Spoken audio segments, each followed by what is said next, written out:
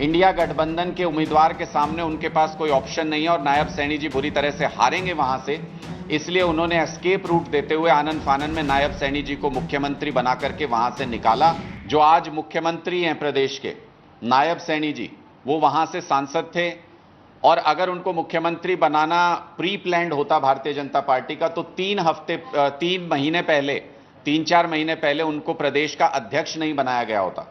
इसका मतलब भारतीय जनता पार्टी की ऐसी कोई योजना नहीं थी पहले, लेकिन जब उन्होंने देखा कि कुरुक्षेत्र से इंडिया गठबंधन के उम्मीदवार के सामने उनके पास कोई ऑप्शन नहीं है और नायब सैनी जी बुरी तरह से हारेंगे वहां से, तो उन्होंने एक एस्केप रूट देते हुए, क्योंकि प्रदेश अध्यक्ष की हार भारतीय जनता पार्टी के लिए पॉलिटिकल डेथ होती हरियाणा के अंदर, इसलिए उन्होंने एस्केप रूट देते हुए आनन फानन में नायब सैनी जी को मुख्यमंत्री बना करके वहां से निकाला, सेफ एग्जिट दिया।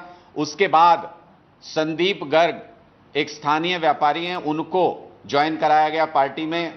यह कहा गया कि उनको टिकट के लिए लाया गया था कि उनको चुनाव लड़वा देंगे वहां से, लेकिन उन्होंने भी हाथ खड़े कर दिए, लगता है कि मैं चुनाव नहीं लड़ सकता बीजेपी के टिकट पे।